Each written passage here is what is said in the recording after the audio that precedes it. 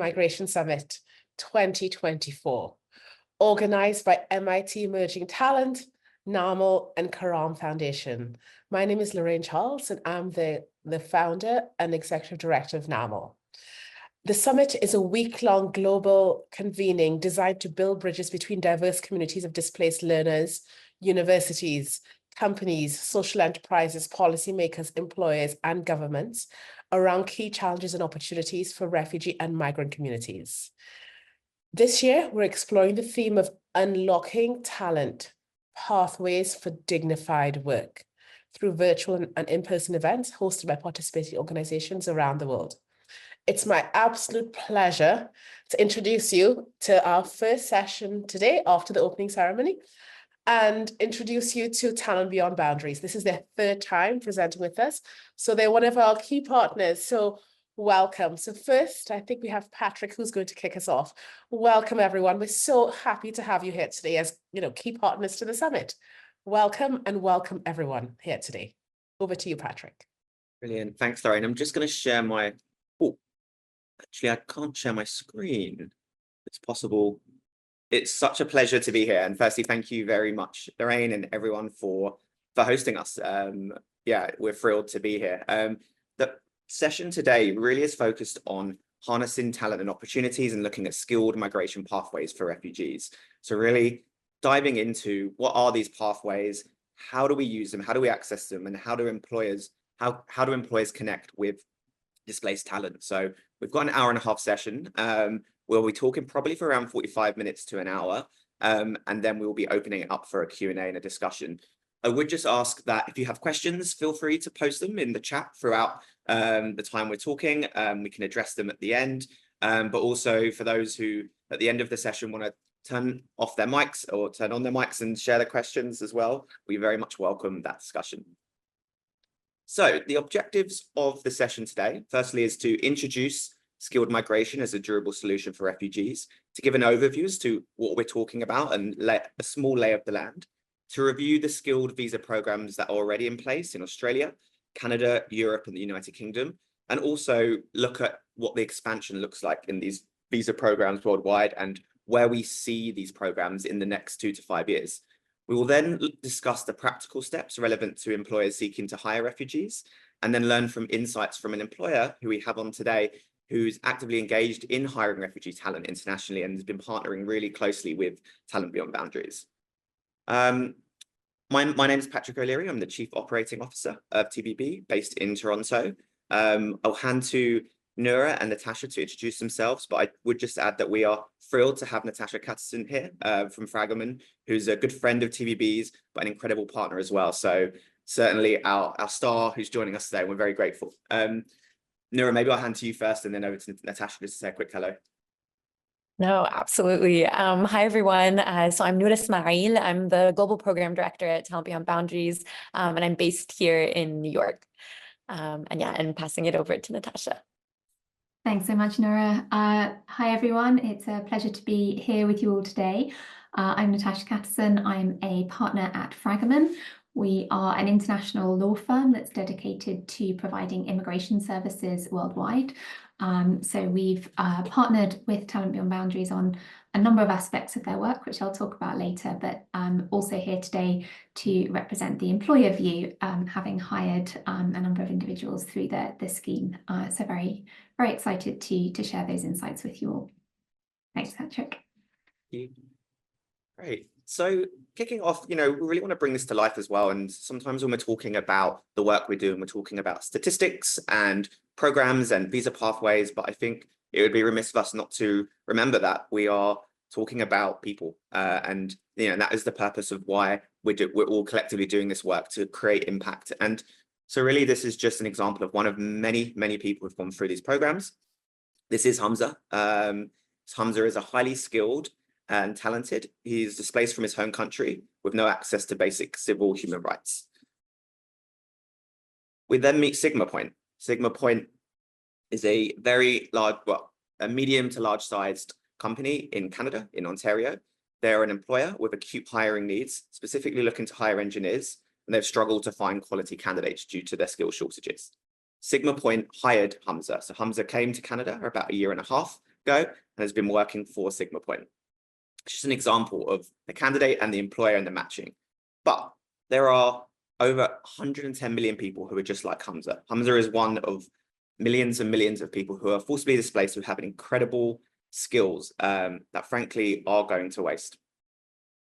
So kind of jumping in, what do we mean when we say international employment pathways for refugees?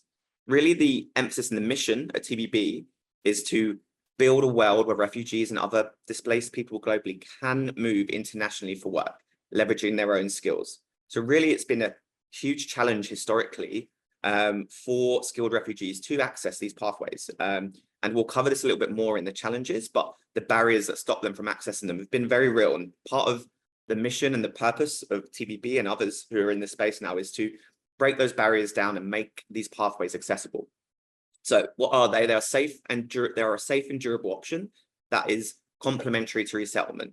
At the heart of this, one of the guiding principles is additionality. These pathways and the additional numbers that we'll be talking about and the ambition and scale that we're looking to do always will be complementary and in addition to refugees who are accessing resettlement pathways.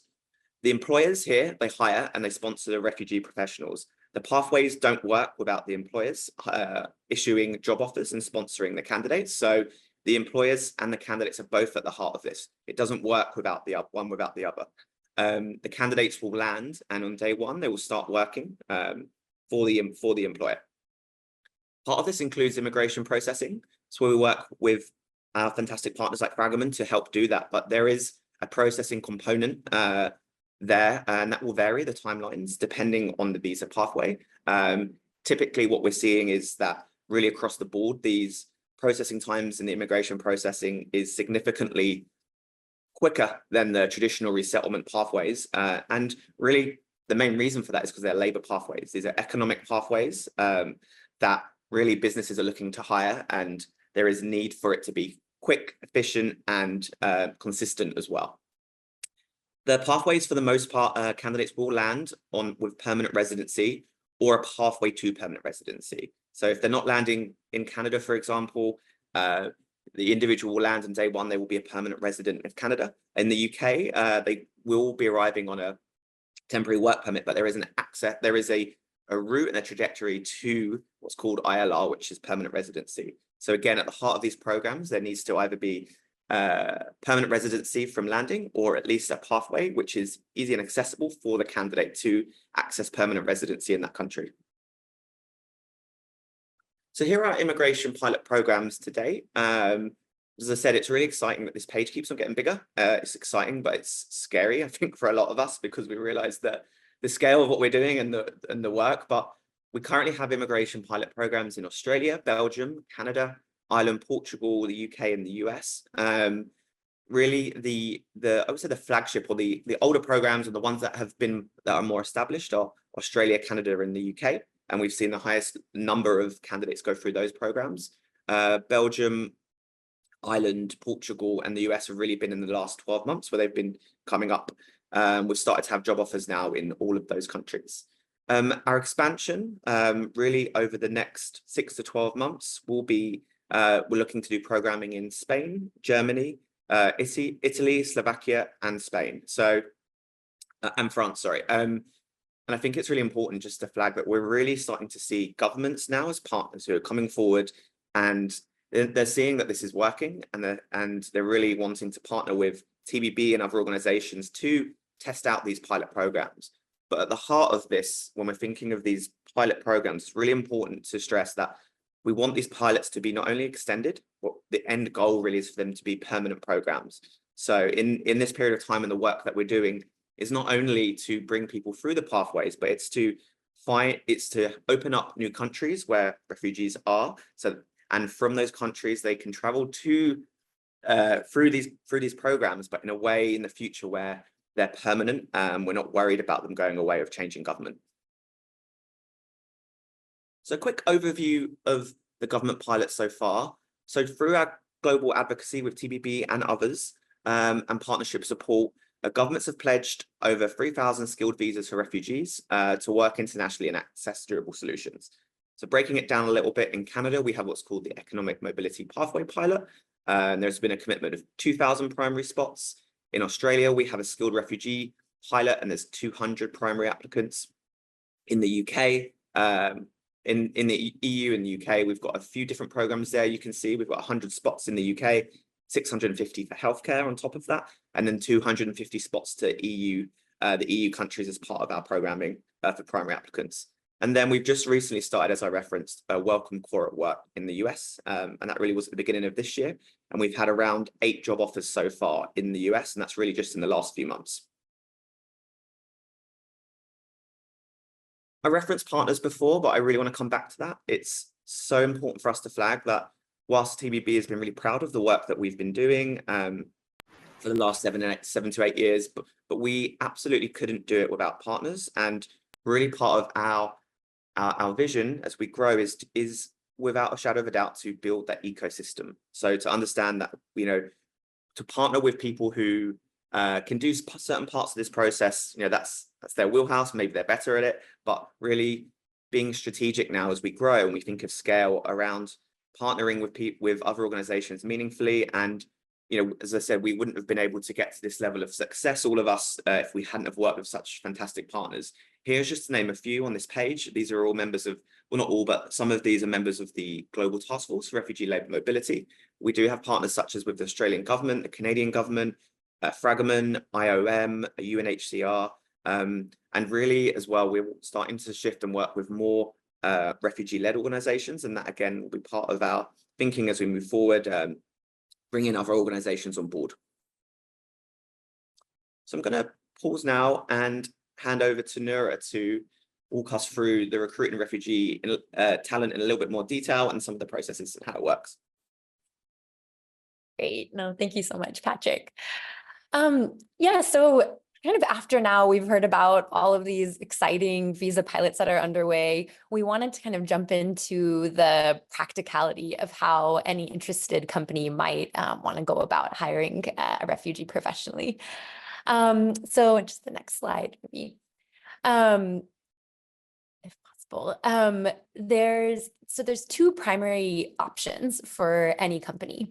The first is what we refer to as facilitated recruitment with an organization like TBB or one of our affiliated partners, where we facilitate the full recruitment journey and process. We'll talk about this in detail in just a moment, but we have a database full of incredible refugee professionals that we would go to and help connect with all the different employers that come to us through this option. The second way to go about this, though, is what we refer to as independent recruitment, where an employer might find a candidate on their own that they want to hire and want to proceed forward with an opportunity. The important point to keep in mind, though, is that for the majority of current skilled migration pilots that are underway, they do require endorsement from TBB, or again, one of our affiliated partners. And so to go through this option 2, you just need to come to us just for a very quick assessment for us to provide the endorsement letter. But independent recruitment is taking off quite significantly, and we're so happy to see it. Just as an example, most of the opportunities that we're seeing, actually over 75% of job offers that we're seeing to refugee candidates going to Australia are all through this independent route. So companies are finding candidates on their own, and yeah, this process is taking off. But to kind of go back to option 1, if we're doing a facilitated recruitment journey, that all starts through what we refer to as TBB's talent catalog, which is essentially just a database of refugee professionals who have indicated interest in being considered for international job opportunities and have provided information about their backgrounds, their educational and professional qualifications, and just full information to share with an employer that's interested in hiring them. So this is just a very quick glimpse. And actually, this is from February. And as Patrick was kind of alluding in the beginning, everything keeps evolving very quickly. So now this number is quite significantly higher just in the last few months, and we anticipate it to grow even more. But you can just see it's a huge range of professionals from different industries. I believe it's over 200 occupations that are represented at the moment, and it continues to grow. We've had job offers, and I'll go in to the details in a bit, but from across skilled trades, we have a huge number of healthcare professionals that have been matched, engineers, graphic designers. We've had a couple professors. So it really ranges across the board. Just been very, very exciting to see. So just very quickly, again, with this option 1 facilitated recruitment hiring process, again, this is where a company approaches an organization like TBB or one of our partners and has an identified role. And they would like us to go through the talent catalog and find them appropriate candidates. So the process is pretty much identical to any recruitment process that many of us have seen, have been through. And if anyone has worked with a recruitment agency, and it's extremely similar.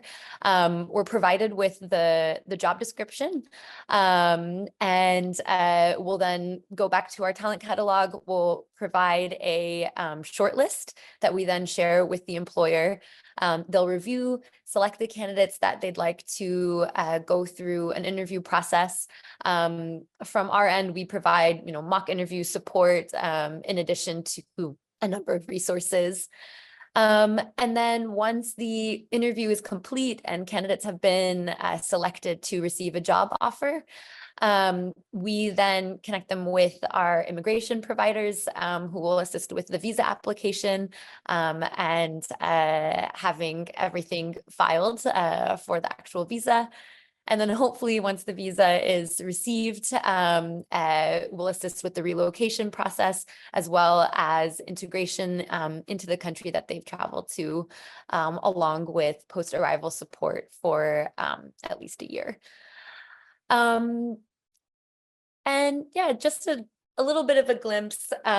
So far since we began, so our project has been around for about 7 years at the moment. Most of the visa pilots began starting in 2018, 2019. And again, many of them have just launched in the last couple of weeks, particularly in Europe. So many of them are still quite new. But since we've started, we've had now over 1,600 individuals that have benefited through the program. And in terms of employers that we're working with, there's over 90% have said that they're going to hire again, or they already have hired again. It's been a very positive experience. It's been a very high retention rate, which again has been very good to see, and although quite expected as well. And yeah, I think just the one point that I would really underscore kind of with our impact so far is that every person of those 1,600 is an individual where a barrier has been overcome, just because skilled migration as a whole is for refugees is again something, a program and a pilot that's only just been launched in the last couple of years, and the number of people that are able to benefit continues to grow quite significantly just with every obstacle and barrier that we've been able to overcome in the last few years. So our goal, just TBB internally, is 15,000 people over the next couple of years. And I think we're going to meet that and probably, hopefully, scale even past. But yes, so this slide is just a glimpse for anyone curious of the employers that we've worked with. I believe it's now over 350 that have hired with TBB. It ranges from major multinational organizations to small family-owned companies. Again, it's really just across the board, wherever there are gaps, and that employers come to us looking to find, we're finding them talent. So yes, it's a big range that we're working with. And just also a visual glimpse just to show kind of where the candidates are currently based and where they're traveling to. So all of the flags you're seeing in pink are where candidates are currently. So when we started our program, it was initially in the Middle East, in Jordan and Lebanon. We then expanded across the region, and then additionally added South Asia, Southeast Asia, all across Africa. And just this year, we've begun working in Latin America, which we're so thrilled about. And Patrick already covered the countries where people are relocating to, but as you can see, it's mostly across Europe, North America, and I believe actually also just to add, we just surpassed, we had now 21 nationalities of individuals who've been able to benefit from this program, which was a big landmark and exciting point for us. So just very quickly to kind of touch on what we're calling perceived challenges when we're working with our employer partners. A lot of times when we start engaging with different employers, and I'm sure maybe Natasha will touch on this, but there is initial apprehension when it comes to particularly a couple of different things. Cost is often brought up. There's a perceived notion that this is, it's more expensive if we're going to be bringing a refugee internationally. Also the timeline, they're worried that it's going to take an extremely long amount of time to be able to bring them, especially when you're, realizing normal resettlement timelines, which can take, several years to achieve. The reality and what we're really happy to see is that particularly when it comes to cost and timeline, we have, proven data, and we're trying to make it even better, is that skilled migration for refugees is often comparable, if not faster and cheaper than traditional costs and timelines that we're seeing. Of course, it does depend on the country. And again, because these are new pilots, we're still advocating and helping change and make things even easier. But that's been kind of the main finding that we've seen. Similarly, when it comes to settlement services, we do, a lot of employers often worry about, needing to provide extra services with, for candidates that are coming from refugee backgrounds. They might, many times are bringing, several family members with them. There might be additional things that they would need on arriving that perhaps other individuals that they're bringing or other new employees might not necessarily need. So this is something that continues to come up, and one that we're seeing a lot of really good models in different countries being implemented. One, for example, being in Canada, where there's a number of government services that are being provided to kind of facilitate relocation. And we're seeing that also pop up in different countries. So also there's a number of different organizations, in addition to ones that are affiliated with TBB, but with a number of our partners as well, that are working with employers to help kind of make this significantly easier. So when it comes to settlement, there are a number of different solutions that currently exist, and also I think we're going to be seeing pop up as well moving forward.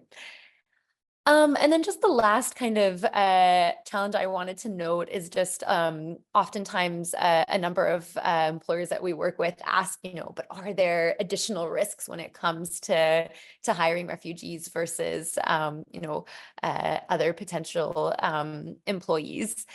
And I think when we receive this question, normally it's also kind of our duty to have to challenge a number of existing biases that exist around refugees. And I think the bottom line that we want to underscore, from our experience now and working in this field for several years, is most of the issues that we've ever seen pop up are always in line with hiring any other individual. There's very few things that are ever out of the norm.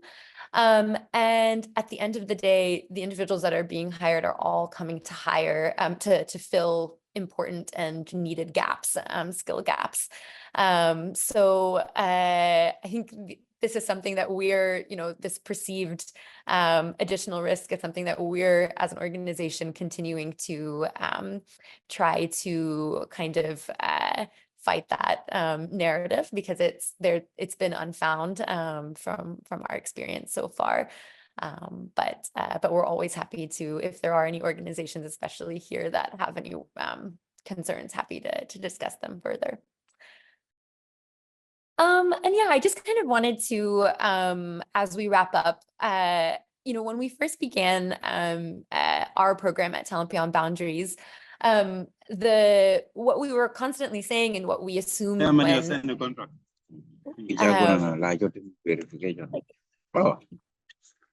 I think Yaman na check it on very cepat.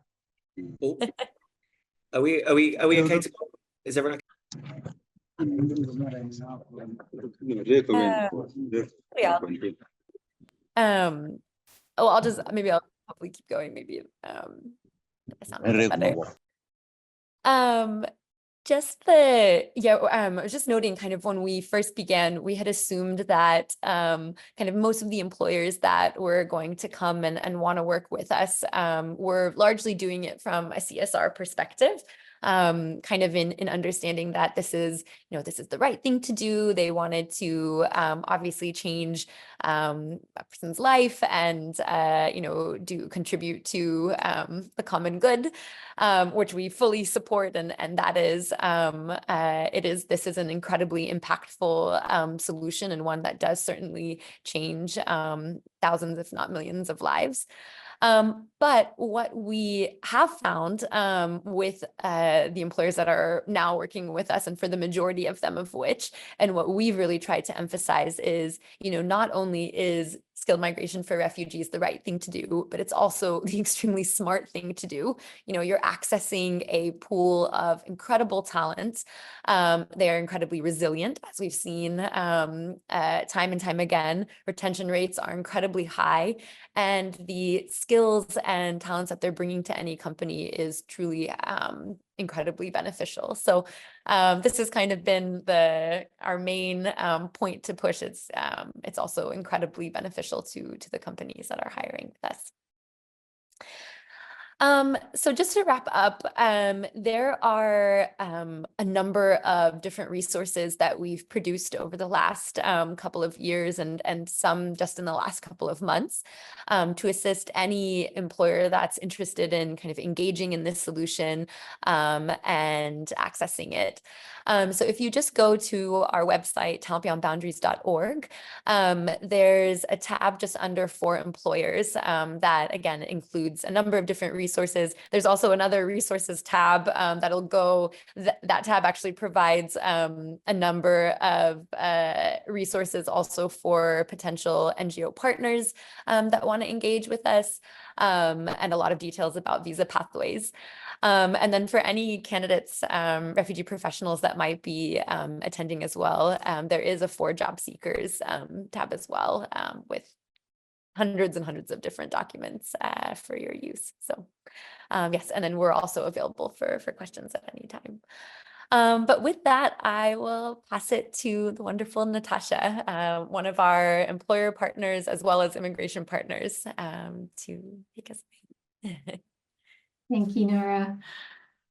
Okay, so hi everyone. As I mentioned at the outset, I'm Natasha Catterson. I'm a partner at Fragaman. Perhaps I'll begin just with a quick overview of who Fragaman are and our journey with Talent Beyond Boundaries to date. So Fragaman is an international law firm, and we are a sole focus practice. So we are dedicated to immigration services worldwide.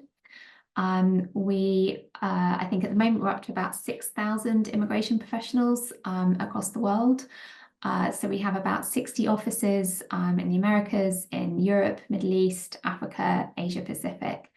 And we offer immigration support in over 170 countries. So most of the time we're acting on behalf of companies, but sometimes also for individuals. And really the main purpose of our work is to facilitate the movement of skilled people worldwide. And so the work that Talent Beyond Boundaries does really matches very well with our expertise. If we can just go on to the next slide, please, Patrick. Just to look at our partnership with Talent Beyond Boundaries first.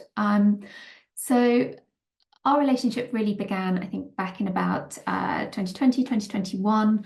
And we began by providing Talent Beyond Boundaries with technical and legal advisory services. So we were helping to look at the existing visa pathways and how they could potentially be adapted for displaced people. We were trying to open discussions with government. We were trying to help introduce TBB to potential employers, often from our client base. And obviously, as an immigration provider, we're also helping to obtain the visas for successful candidates. I'm a UK lawyer myself, and so probably the easiest way to demonstrate some of the work we've done is through the Displaced Talent for Europe project. We often abbreviate that to DT for E. And that's something that we are part of a consortium with TBB and also the IOM. And I think it was back in around June 2021, we were awarded funding by the European Commission. They have an asylum migration and integration fund. And the work that we've done there really focused on individuals in Jordan and Lebanon in particular, who were in need of international protection, but were unable to integrate into those countries because they didn't have the right kind of work rights. And it was recognised that there was really individuals who had expertise and skills that could benefit other European countries through labour mobility. And so in the first instance, we aim to connect with employers in Belgium, Ireland, Portugal, and the UK. And this project really set the foundations for displaced talent mobility schemes across Europe. So in the UK, we used our expertise to conduct a baseline assessment, a gap analysis of the existing visa routes to see what tweaks we needed to make to ensure equity of access. So to give an example, in the UK, it's usually required that if you're making a visa application, you submit your application from a country where you are a national of that country or where you have residency rights, which almost immediately excludes anyone who is displaced. So generally speaking, people will be in the first safe country, but they're not necessarily there lawfully and therefore couldn't make an application. So one of the immediate concessions that we were able to secure from the UK government was an ability for someone to apply from anywhere in the world, so they don't have to go back to a location where they may be unsafe. Once we'd determined the tweaks that needed to be made, we then set about using our government liaison network to facilitate meetings between TBB and relevant government officials. And I think one of the biggest achievements here is getting two parts of government, the economic migration policy part and the asylum part, to work together to come up with a solution. Normally those two teams very much work in silos, and so it was fantastic to see them come together. And obviously we're really kind of bolstered by support from businesses and particularly the healthcare sector in the UK. Over the last 3 years, I think we've seen, I think it's 500 skilled refugees in the UK alone, many into the healthcare sector, as Patrick and Noura mentioned. And we've also had candidates in Ireland, and there's a big cohort about to come into Belgium. And we've now got the programmes going ahead for some of the other European countries like France and Spain. So it's really been great to see the increased national support, but I think also the regional exchange of ideas and best practice has been crucial to the growth there. So that's a little bit about the experience that we've had as an organisation with Talent Beyond Boundaries. But let me turn to our employer journey now and why we hired through the scheme. So hopefully from what I've just explained, you can see that it's something we've been heavily invested in and that aligns very well with our organisation. But I think for me personally, it was meeting the alumni that really accelerated our plans to become an employer. It's fair to say that no one advocates for this programme better than the alumni themselves. If you have a chance to meet with any of them and hear their journeys, I promise you'll be an employer by the end of that discussion. So for me personally, I attended an event in 2022 that Fragment, TBB and the IOM hosted jointly, which was a living library event. And at that event, we had little small roundtable sessions, and we had a number of candidates who moved from table to table and just talked about their experience. And it was genuinely just so incredible. And I think what stood out the most was the enthusiasm.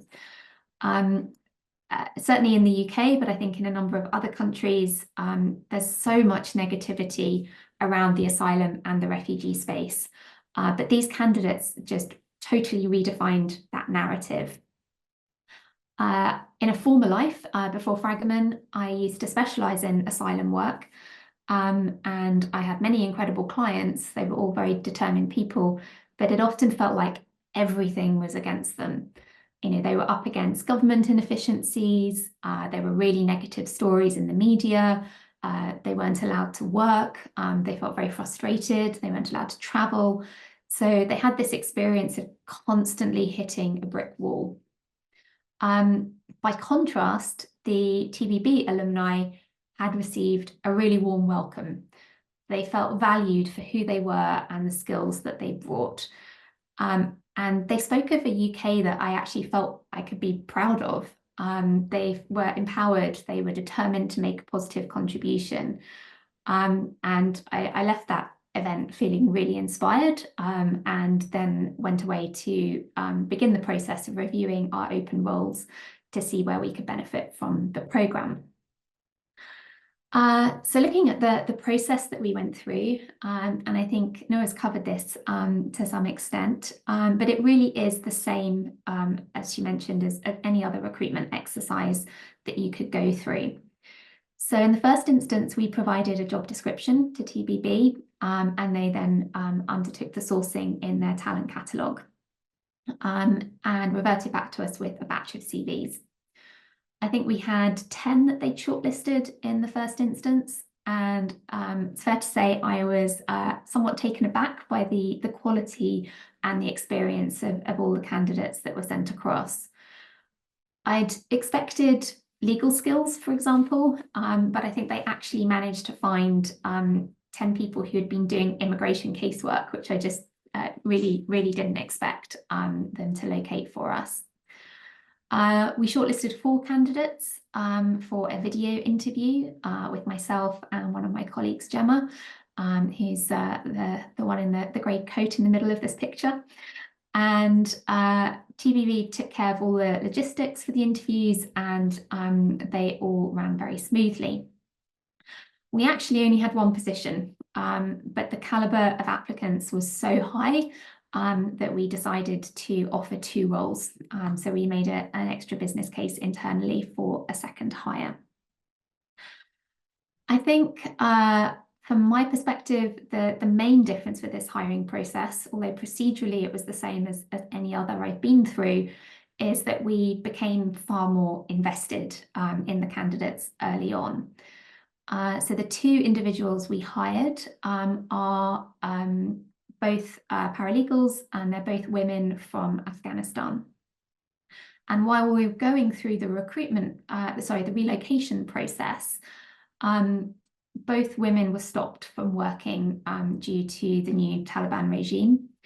We also knew that one of our candidates had a young daughter that was shortly due to finish primary school and would then have been prevented from continuing her education had the family stayed in that country. And I think hearing those stories is obviously so humbling. And so the kind of strength of the bond that we felt with them, and a sense of obligation there very early on, I think is where there was a difference from our usual recruitment process. We then had to evacuate them via Pakistan first, and then were able to proceed with their visa applications in Pakistan. We actually got the visas through, I think, in about 24, 48 hours for the main applicants. As one of the concessions that we've negotiated with the UK government is that all applications under this pilot are given priority processing free of charge. So to Noura's earlier point, timelines really aren't any more of a challenge here. If anything, they're actually a little bit quicker. And once the visas were in hand, the individuals were then able to fly to the UK. This picture on the slide is us meeting them at the airport, and I have to say it was a very emotional day, yeah, again, something that brought us a great deal of joy, as you can see, hopefully from all of us, our smiles on the slide there. So just then to look at the benefits that we've seen to our firm. So first and foremost is attitude. I mentioned before that all of the alumni I've ever met through this program have brought a huge amount of enthusiasm, of positivity to their roles. They're also highly skilled and have got up to speed quickly, and our hires are no different. On the screen here we have Noura, who's one of our hires into our Sheffield office, and both her and our other alumni, Maria, are just so driven and determined to make an impact and a difference.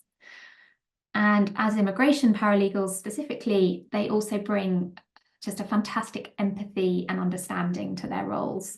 They know what it's like to move to a new country. They know that that can be a stressful time in someone's life, and so they can bring that to our clients. It's obviously early days for us, but speaking to other employers who've utilised the scheme, loyalty and retention is also a great benefit. I think Noura mentioned that, or maybe it was Patrick, the 93% retention rate. I think knowing the two individuals that we have, I very much hope that they will be with us long term. But I think the bit I maybe underestimated at the start was the impact on our wider team.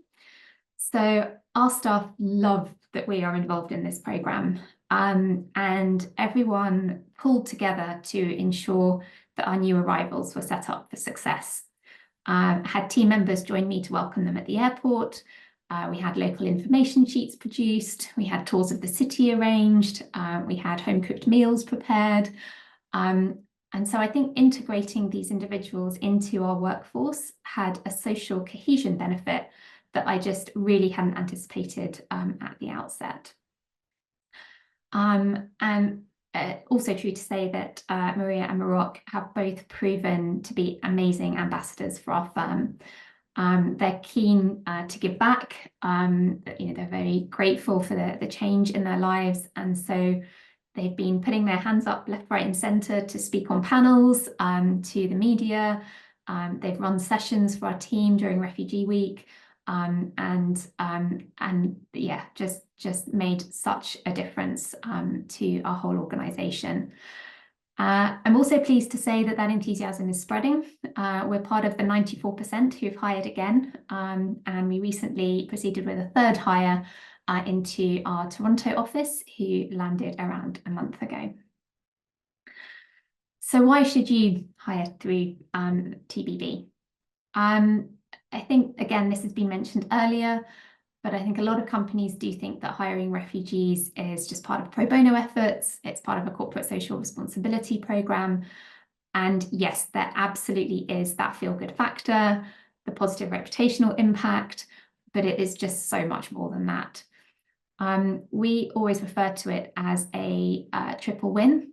So for the candidate, it gives displaced people a chance to rebuild their careers and their lives. But it's not just the candidate, it's also their families.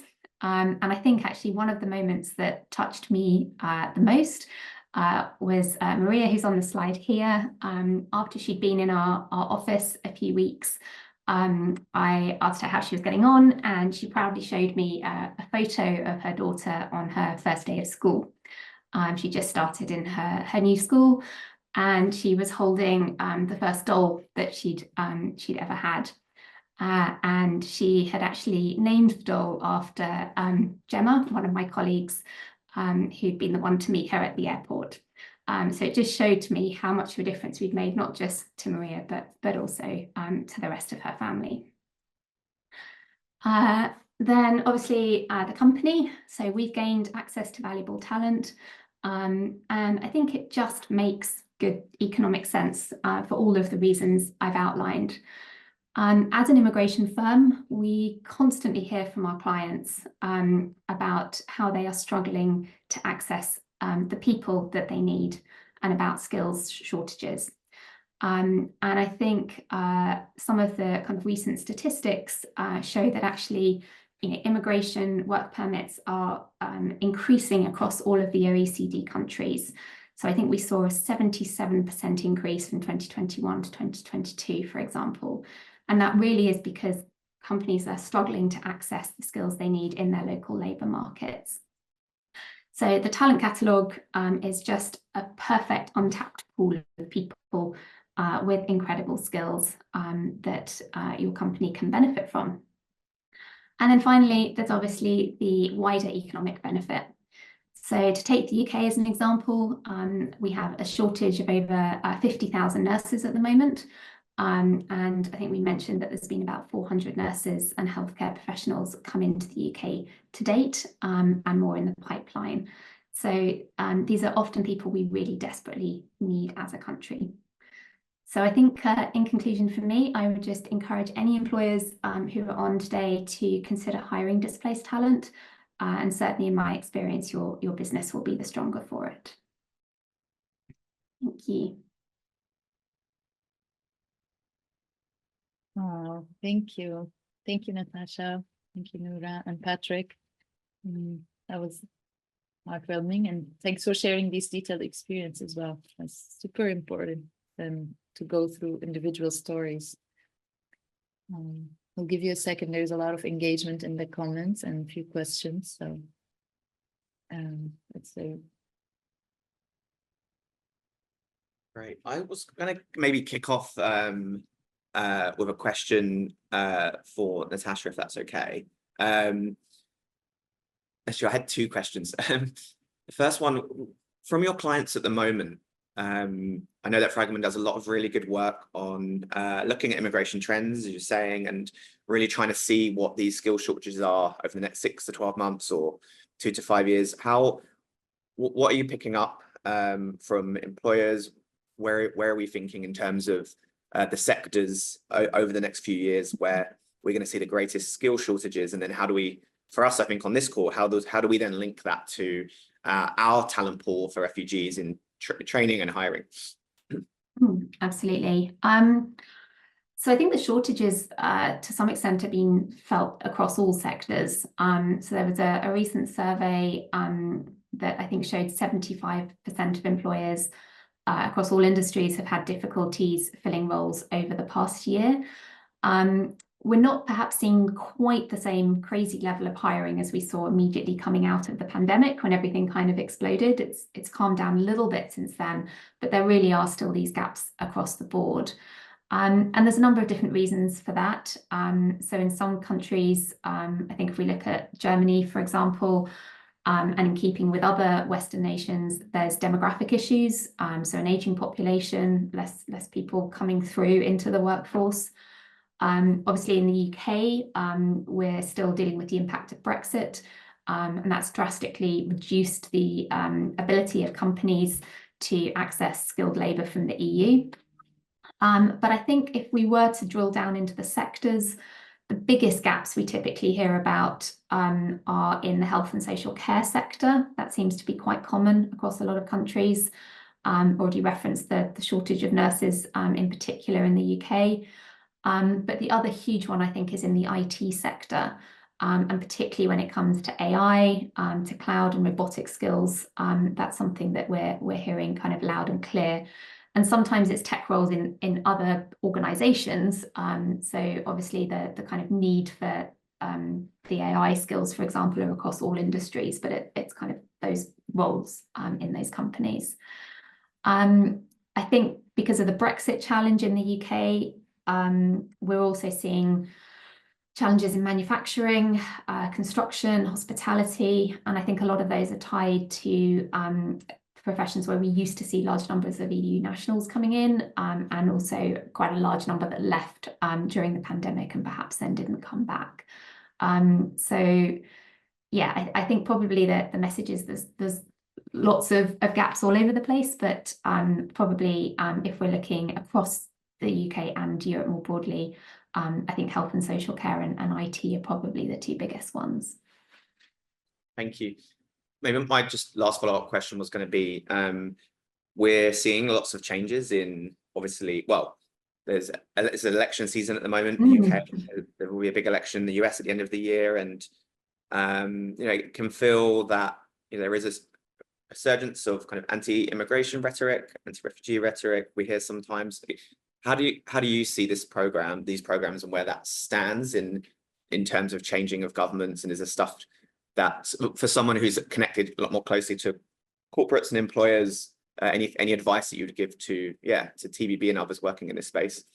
It's a really interesting question, and I saw a stat earlier that so I think it's the first time we've had more than half of the global population voting this year. So I think there are elections, so you mentioned the UK and the US, but I think it's over 70 elections this year. Collectively, 4.2 billion people will be voting. So it really is a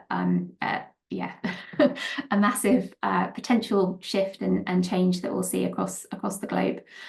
I think one thing we're seeing a lot, we've termed it performative hostility. And what we mean by that is that there's a lot of anti-immigration rhetoric from politicians, and that seems to increase during election season. And that's particularly so when it pertains to asylum seekers and kind of humanitarian cases. But equally, in reality, that posturing often provides a kind of cover for the maintenance of open economic migration. So if we take the UK, for example, we've seen net migration at one of its kind of historically highest levels over the past year, whilst at the same time, the current government have been coming out with some very tough language and policies, such as the Rwanda policy in the UK, which was basically saying that you would not have an asylum claim processed here. If you landed in the UK, instantly be taken to Rwanda for your claim to be processed there. So there's been a lot of negative rhetoric on stopping all of that type of migration, while at the same time, actually, the policies that are operating from the economic perspective seem to be recognising that businesses are facing challenges and that they need to bring people in. So it doesn't always match, I suppose. So I think our expectation is that for reasons like the demographic and the shortages that businesses are experiencing, governments will probably continue to lean towards new and creative approaches to attract skilled workers in particular, and investment to kind of boost economies. I think one thing we've been looking at on the UK side recently, when we're looking at the pilot that is currently operating, is whether we wanted to move it out of being just a skilled worker visa that has kind of tweaks to make the equity of access, and whether we want to put it more as a humanitarian pathway on its own. I think it's probably safer to have these complementary pathways be under skilled migration, just for that reason, so it doesn't get kind of swept up in that anti asylum rhetoric that we can otherwise hear. I also want to just, I suppose, make it clear that you know, these pathways are not a replacement for a safe and functioning asylum system. I think we need to kind of draw that distinction that obviously every person deserves to live their life in safety, regardless of their skill set. This is very much a complementary pathway, and I think that's why you can keep it in the skilled migration route. But yeah, it shouldn't ever be a replacement for the asylum system as well. Thank you so much. I'm going to jump into the chat. So I know there's some questions coming in. And maybe, Noura, you can take the first one. I think it's, yeah. What specific criteria and information does TVB review before endorsing candidates? Yeah, no, this is these are great questions in the chat. So in terms of the endorsement, I should just emphasize it's actually, there's two parts to the endorsement. There's an endorsement for candidates specifically, and then also an endorsement for the company itself that wants to hire the candidate. So for candidates, we're really looking at two things. One is we're endorsing that they are in fact refugees, albeit I will note that UNHCR registration and RSD are not, for the most part, required for most of the visa pathways, but they do need to meet standard definitions. You know, they have to be displaced from their home countries. They need to be seeking international protection and not have access to another durable solution. So that's part one for a candidate. We're also endorsing that they meet the minimum language criteria that's required for pretty much most visa pathways. And across the board, the minimum is usually, it does range per country and also per occupation that you're going to go work in, but usually the minimum is around an IELTS general exam 4. So that's like a intermediate level for the most part. So that's the endorsement for the candidate. And then there's, of course, endorsement for the company itself, which is just noting that, you know, they meet all of the general eligibility criteria to sponsor, sponsor someone internationally, that the job offer includes the correct salary level that's required, that the, employment contract has all of the specific elements that the government requires as well. So that those sorts of elements. That's essentially the endorsement. But yeah. I can jump into so we've got some questions around the Canada program and the spots. So as we referenced earlier, there's 2,000 spots in Canada. The question is that how do we know, how can one determine how many are still available? And then there's also the no job offer stream. So the no job offer stream is a stream with limited spots. And it's a small pilot that the Canadian government, I think they launched about 6 to 8 months ago, Noura, whereby candidates who have typically higher human capital requirement, it's the language, the Canadian government, higher IELTS level, a greater work experience, they can apply under this stream. They do have to demonstrate proof of funds in their bank accounts to show that they can support themselves when they land in Canada. But it is a smaller pilot that they're testing. The bigger part of that is the 2,000 spots that we reference, which is through a job offer from employers. The thing that I want to flag is that at the Global Refugee Forum in December, the Canadian government did make a pledge to make the EMPP a permanent program. So the 2,000 spots, I would say we're working with a couple of other NGOs in Canada, Jumpstart Refugee Talent, Talent Lift, who are also doing some incredible work, and Refuge Point. So collectively between us, I would say we're probably close to halfway of that target. But I would caution by saying we don't. What we anticipate is that this program will become a permanent one because it has been said publicly. So as we're approaching those 2,000 spots, we're hoping by that point we would have made some headway for it to be a permanent program. See. Okay, what else have we got here? Sorry, I'm being slow. Sorry, go ahead. Yeah. I can see one there, Patrick, that's talking about the what happens if someone loses their employment. So I know you touched on the fact that in Canada, and I think potentially in Australia as well, individuals have permanent residency as soon as they land. And I think the question is what happens if they're on a temporary work visa like the UK. So I can just take that one quickly. So one of the additional protections that was negotiated from a UK perspective is that if someone comes under this pilot scheme and subsequently loses their job for whatever reason, there's a protection in place that they won't be returned to a country where they're at risk. What that essentially means in practice is that it would be feasible to submit an in-country asylum application if needed. I think the hope is, generally speaking, that the individual would switch to a new employer, which is then maintains their kind of 5-year route to permanent residency. But in the event that they weren't able to do that, then they could look at a humanitarian option instead. It's one of the reasons why we may want to look at it being a more humanitarian path, so we can separate it out from the skilled worker visa. But as I say, that comes with other challenges as well.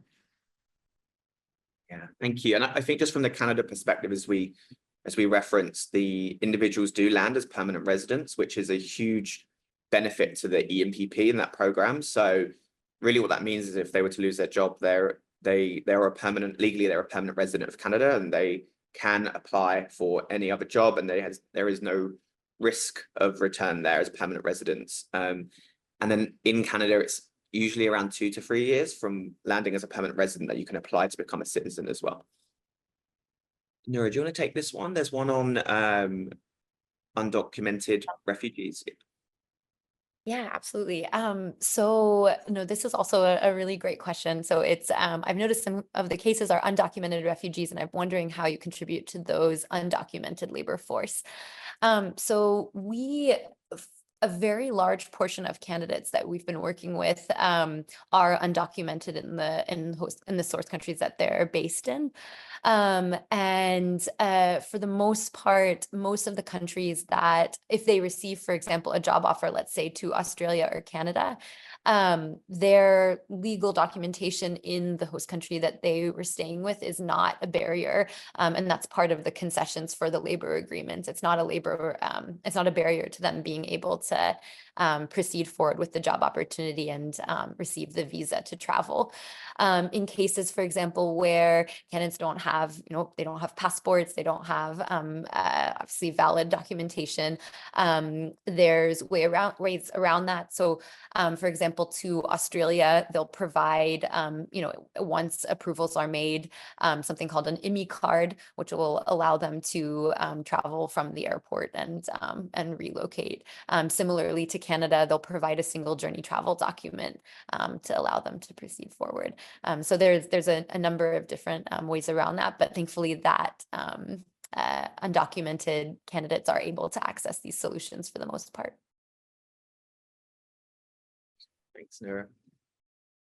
Is there an age limit to be a candidate? There's not an age limit to be a candidate themselves, but some of the visa programs, depending on which country, and it's kind of to Natasha's point before, the immigration criteria will dictate some of these things. So if, for example, you're required a certain English level, that's not, again, coming from us, that is through that existing skilled migration pathway that's in place. So there will be eligibility requirements that are not TBB specific, but are dictated by the immigration pathway itself. So there can be an age limit depending on the destination country, but not necessarily to be a candidate who can register into the talent pool. There is a minimum, I'll add though, which is they must be 18 or older. Yeah, minimum, yeah. Does anyone else have any questions? So I think we've gone through most of them in the chat, but I wanted to open it up to see if anyone wants to put the hand up, or feel free to put it in the chat, or just unmute yourself and jump in. We've still got plenty of time. Yeah, you can see a hand up. Oh, do you want to unmute yourself? Thank you. Okay, thank you for the great opportunity. I appreciate all the great work that you are doing, and I'm among the current beneficiaries of TBB through the process of recruitment. One of the most challenges that refugees face are those who could have lost their former academic documents, or maybe have not gotten a chance to complete their high school or universities. So if it happens that someone has a talent in a certain field, and has certifications that mostly certificate of completion. Can that individual be considered for the employment connection opportunity? Yeah, so shall I take that on, Patrick? Yeah, great, thanks. So I think, again, it's very similar to the age limit or language requirements. So it really does depend on the country that you're applying to and the immigration regime in that particular country. So to give an example of the UK, here, there isn't generally a requirement to have a particular educational qualification.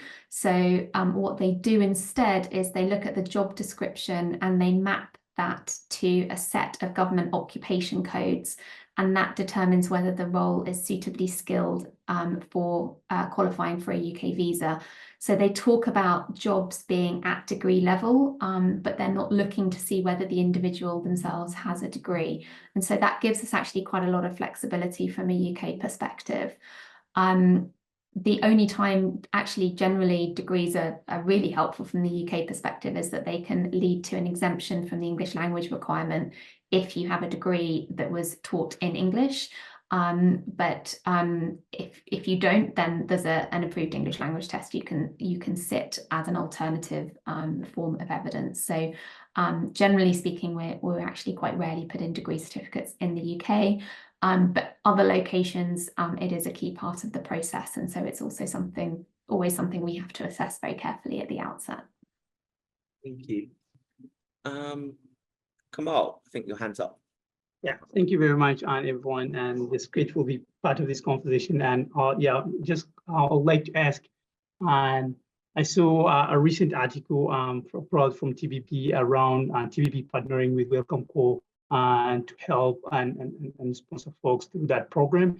And I'm quite really keen on the process on how to get started around that.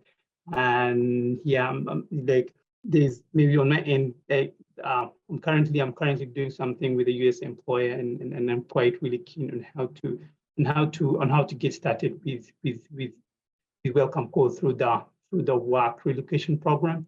And that has been recently introduced. And so if maybe there's anyone who can touch some points around that, that will be really helpful. Thank you very much. Yeah, I can jump in there. I think with the Welcome Call for Work, as we said, it's a new program. It's very recent in the US.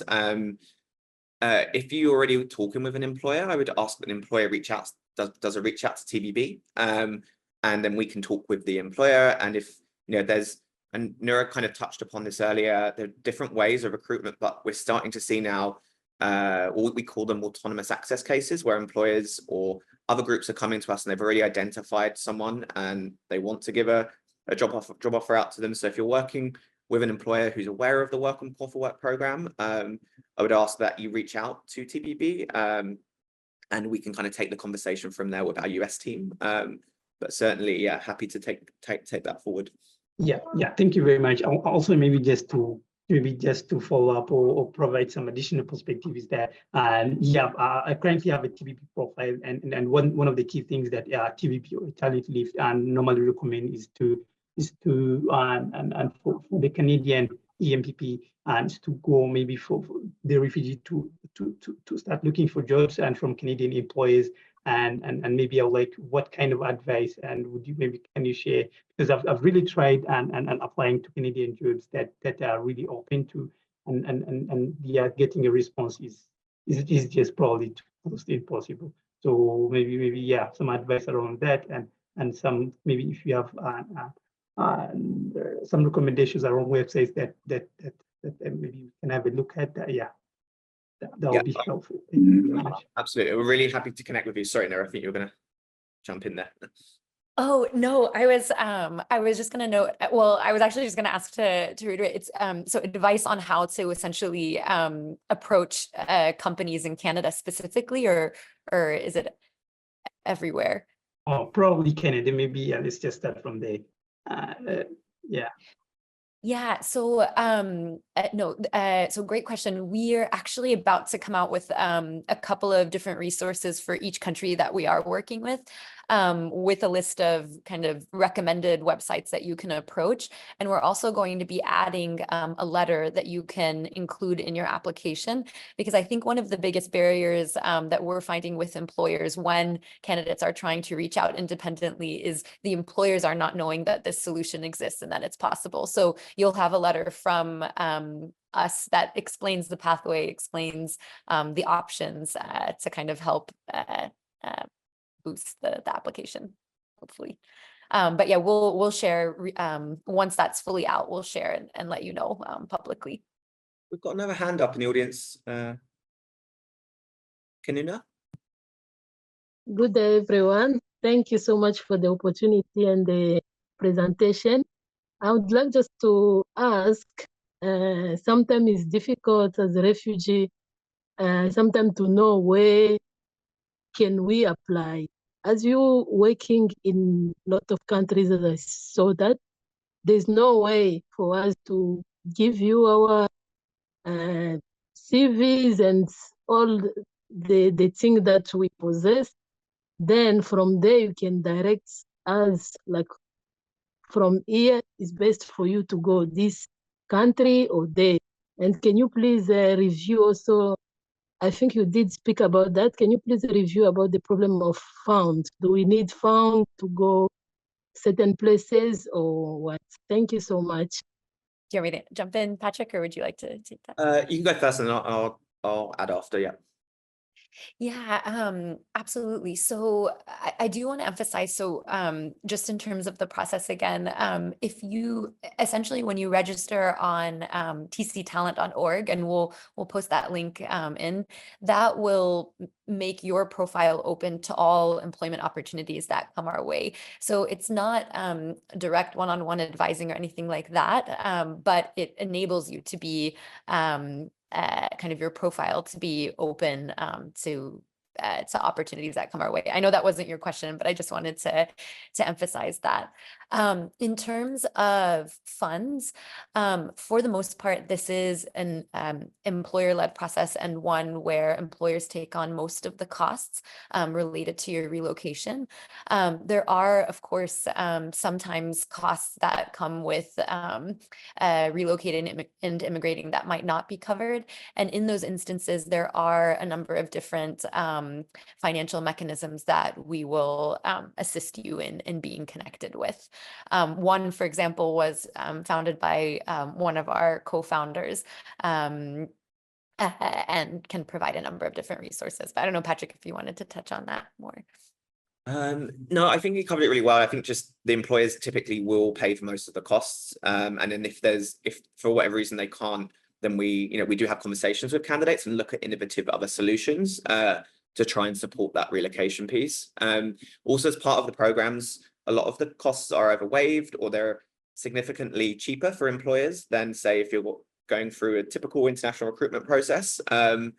So yeah, just flagging that. And then to Noura's first point, it really is setting up the profile, registering on the talent catalog. Your profile is then there, and then the process is employer driven to a certain extent, in that we're waiting for the employers to come and say, this is what we're looking for. And then if your profile fits that, then we would certainly shortlist you and put you forward. And thanks for posting the link in. Sorry, go ahead. No, I was just going to underscore that we get this question often in terms of concerns around costs, and we'll just say that that is rarely ever a barrier that we allow to get in the way if there is an opportunity. So we'll find a solution. I think there was a question in the chat that says, what are the major challenges you face through the process of connecting employers and candidates and helping them with the relocation? Oh, it's a big one. I think and kind of as we kind of alluded to, generally the employers are really happy with the caliber and the skills of the candidates that get put forward. So that part is, we've had a really good conversion rate per se. I think the challenge is that we've got these really ambitious numbers. We saw that in the presentation at the beginning, and we're looking to scale this work, but it does involve a lot of, individuals who are having to reach out to employers. It involves, like, Noura and her team having to work extensively with candidates and register them. So I would say the challenges are just, there's so much to be done in the space with probably quite a small team who's doing that work. So again, just thinking how we can use tech maybe a little bit more as well, so that in a certain way, in a certain world where employers can connect directly with the candidates with less of a need for TBB to be there as well. So again, looking to just kind of condense the process as much as possible to be as efficient as possible, and to probably have a few more folks on the ground doing some of this work. I was trying to say, is there any possibility that you can connect with local community-based organizations so that they can introduce program here in because this program not everyone knows yet in Africa. So my suggestion goes, if you can connect with any organization here in town, they can be able to introduce the program in town. Because people need to grow the opportunity internationally and also to get the connection outside. So I think this is a huge program for everyone. And also I would like this program to be did in person physically instead of doing it online. Because some people may not be able to join the program online, but when it comes to physical, then they will be able to understand more.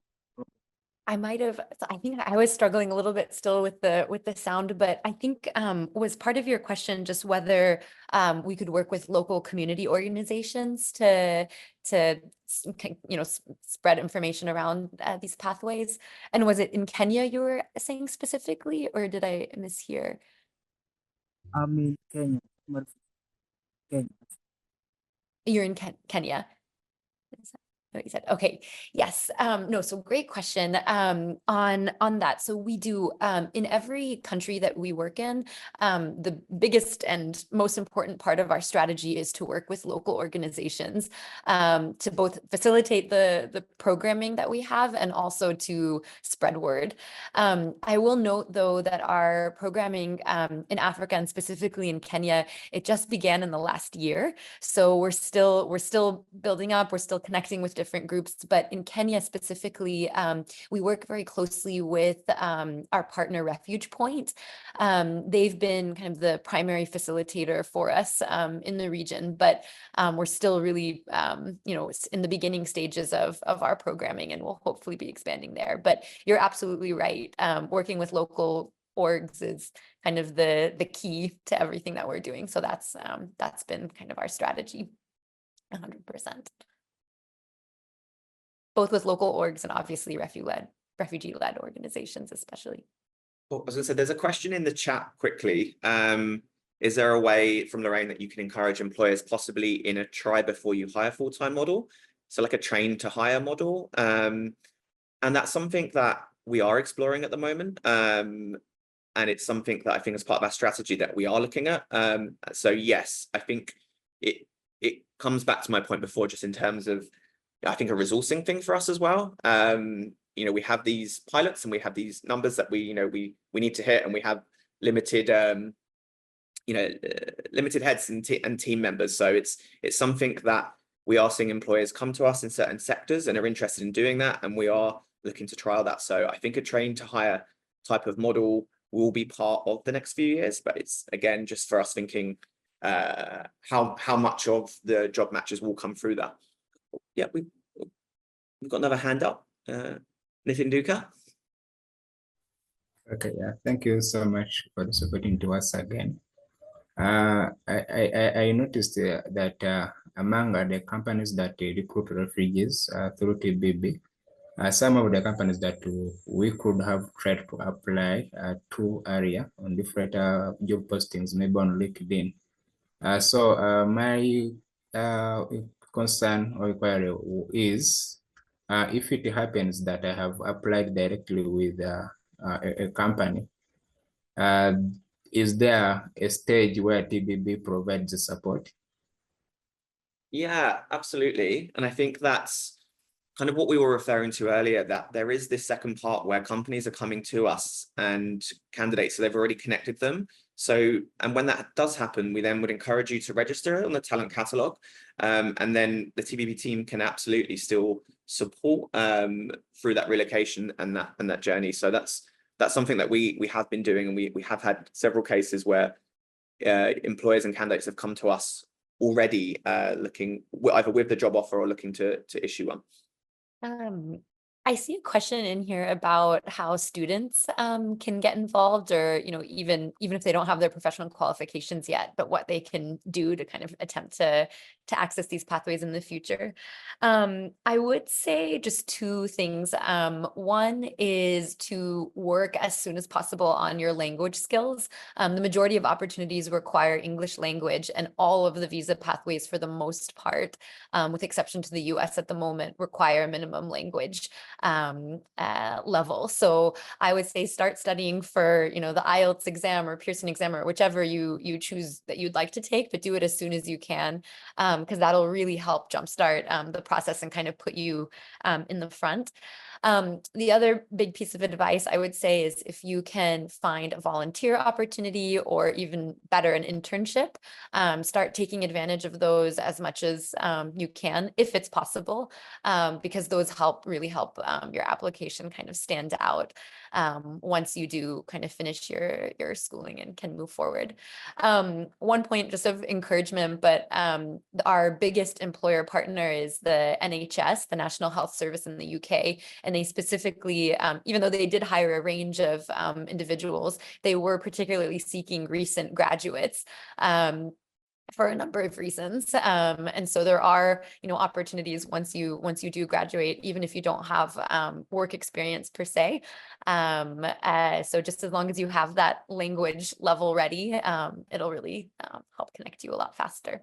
But we do have a guidebook also on our website for students specifically, so you can also access that for more tips. I think we're coming up to the hour and a half, and it's flown by. I wanted to maybe just see if Natasha or Noura had any kind of parting comments before we wrap up.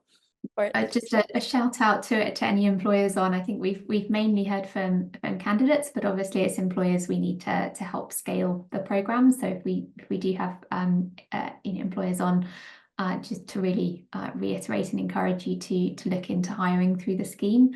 But also, even if you're not an employer, I think just spreading the word is helpful. So you might have friends or family members that are in a position to hire. So I think just get that word out there.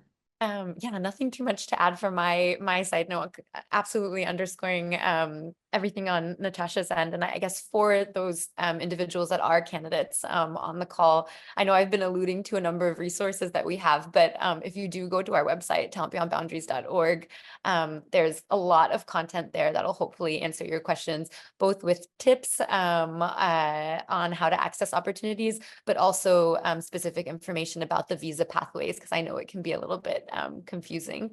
And we are, as I noted, if you follow us on social media, especially Instagram and Facebook, there's going to be a lot of tools and resources also out in the next couple of months. So we're excited to share those. But yeah, it's always an honor to be here. Thank you so much, Noura, Patrick, Natasha. As always, very insightful. And I love that there were a lot of questions and a lot of interest in the amazing work that you do. As part of the Migration Summit, not only we're hosting these virtual events, but also in-person events in locations around the world, and doing a big global comms campaign. And so we hope to also bring some of those resources that TBB has worked on into the Migration Summit website, and continue sort of sharing so that everyone can benefit, not only displaced individuals, but also potential employers and corporates that want to be engaged. And so I just want to thank you all for joining. Thank you again to the amazing hosts, and we hope to see you the rest of the week in the rest of virtual events. Have a good rest of day. Thank you, everyone. Thanks so much, everyone. Thank Thanks a lot. you. Thank you so much.